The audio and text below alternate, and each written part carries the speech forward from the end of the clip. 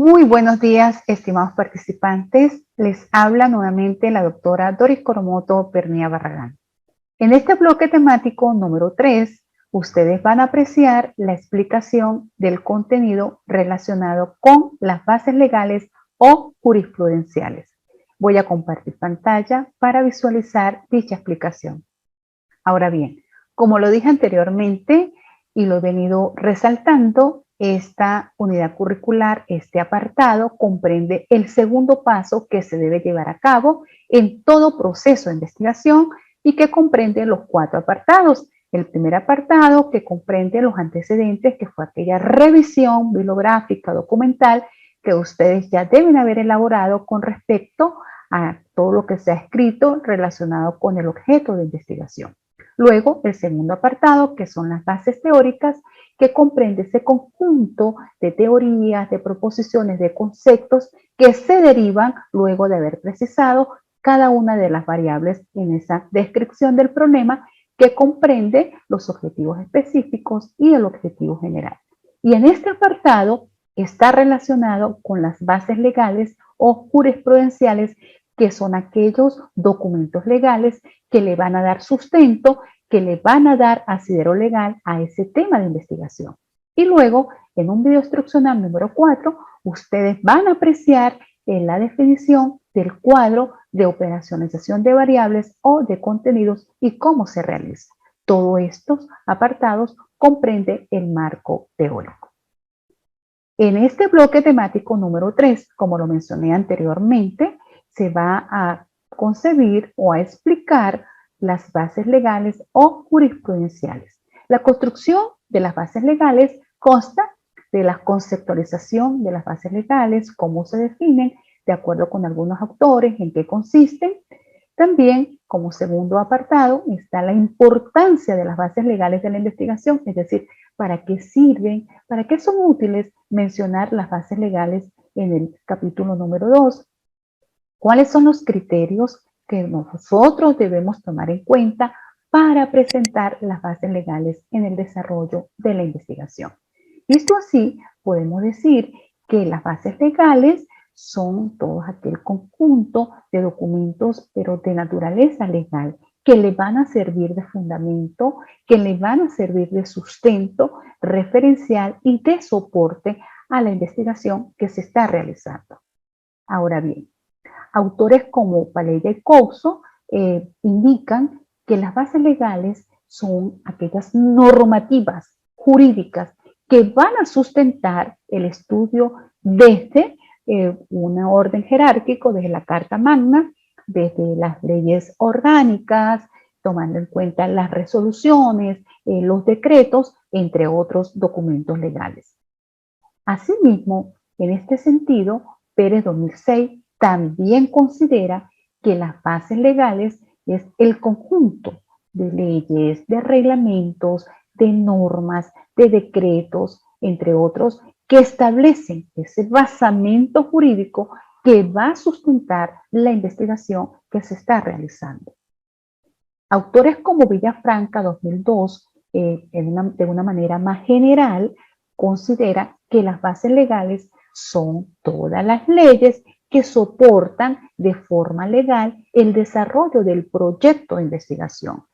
Este autor considera que las bases legales son aquellas que se refieren a lo señalado en primer lugar a la Constitución de la República Bolivariana de Venezuela, luego las leyes orgánicas, luego los reglamentos y normas que le van a dar un basamento jurídico o que pueden condicionar el desarrollo de trabajo de investigación. Visto así, ustedes pueden visualizar que entre estos autores hay elementos comunes. Entonces nosotros podemos hacer una compilación y podemos deducir que las bases legales no son más sino ese conjunto de normativas legales que comprende desde las leyes, los reglamentos, los decretos, las resoluciones, entre otros, y que guarden relación pertinente y en coherencia con la investigación y con el objeto de estudio. Ahora bien, ¿cuál es la importancia? ¿Para qué son útiles citar las bases legales en una investigación? En primer lugar, las bases legales nos permiten, como investigador, analizar e interpretar todo ese basamiento jurídico que comprende los artículos que están asociados a ese objeto de estudio y que nos permite darle asidero legal a ese tema de estudio. También nos ayuda o nos facilita porque se incluyen allí ese conjunto de referencias legales que van a fundamentar, que van a soportar legalmente el tema o problema de investigación. Por tanto, las bases legales comprende, como se dijo anteriormente, de acuerdo a esa revisión de la literatura, aquellos documentos de naturaleza legal que le van a servir al investigador de testimonio referencial para el desarrollo de la investigación que se está realizando. Estas bases legales no son más sino todos esos planteamientos que van a ayudar para que el proyecto pueda desarrollarse de una manera adecuada, correctamente. Es importante tener en cuenta que cuando se citan los artículos deben tener una conexión, debe tener una relación, debe tener pertinencia, deben estar concatenados entre el tema que ustedes decidieron estudiar con los artículos que ustedes van agregando. Si hay artículos que ustedes consideran que son aislados, que no tengan que ver con el tema de investigación, es prudente no citarlos. Algunos criterios que quiero compartir con ustedes que se debe tener presentes para redactar las bases legales. En un primer lugar, de acuerdo con las normas de la Asociación Americana de Psicología, se debe tener en cuenta la forma de citarlo, ¿sí? Para citar un artículo, aquellos que tengan menos de 40 palabras, aquellos que tengan más de 40 palabras, se debe considerar las siguientes reglas. Para citar un artículo de alguna ley que ustedes consideran, deben de considerar lo siguiente. Primero, si la cita es menor de 40 palabras. Segundo, si la cita es textual o parafraseada. Entonces ya ustedes lo vieron en el video anterior, cómo lo deben hacer. Deben revisar el manual de las normas de la Asociación Americana de Psicología para ustedes precisar cómo lo van a citar. Si la cita es textual, ustedes deben incluir en primer lugar el número del artículo y la cita, si es menor de 40 palabras, deben incorporar ese texto entre comillas. Y al final cierran comillas y van a agregar, abren el paréntesis, agregan el nombre de la ley, coma, el año y el número de página. Y cierran paréntesis.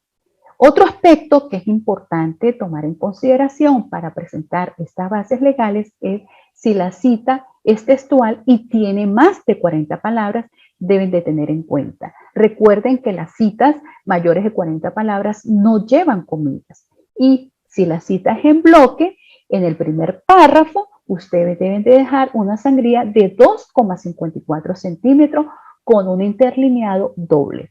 Y al final de la cita, deben incluir el nombre de la ley que ustedes consultaron, coma, el año y el número de página en la cual se encuentra ubicado o el párrafo que ustedes pueden darle esa referencia al lector que ustedes consultaron. Hay algunos, en el caso de las sentencias, cuando son tomadas de internet, pues allí no aparece el número de página. Entonces ustedes van a ubicar el número de párrafo para que lo coloque de manera que cuando el lector revise esa descripción de ese articulado, pueda precisar en qué párrafo se encuentra ubicado en la web. Otros aspectos que también considero importante que ustedes deben de tomar en consideración es que se debe al final de cada artículo especificar el número del articulado correspondiente, como lo mencioné anteriormente, así como una breve descripción explicativa, una breve reflexión, es decir, una paráfrasis de ese contenido con el fin de que ustedes puedan relacionar ese artículo con la investigación que están desarrollando. Es decir, por qué han citado ese artículo y para qué lo están citando allí. ¿Cuál es ese aporte de ese artículo en relación con el tema de investigación? Otro aspecto que consideré necesario, de acuerdo con Rodríguez 2014, este autor considera que no es necesario transcribir textualmente el artículo, pero sí ustedes deben, como lo dije anteriormente, escribir una reflexión sobre el artículo citado de manera que se pueda justificar en la investigación la necesidad que existe de citar este artículo o la necesidad de generar una normativa jurídica en caso de no existir. Otro aspecto que deben de precisar y de tomar en cuenta es que entre los documentos legales que ustedes pueden nombrar en el desarrollo de esas bases legales se encuentran las normas, las leyes, los reglamentos, los decretos, las resoluciones, entre otras. Por tanto, la fundamentación legal debe seguir una jerarquía de acuerdo con la norma jurídica.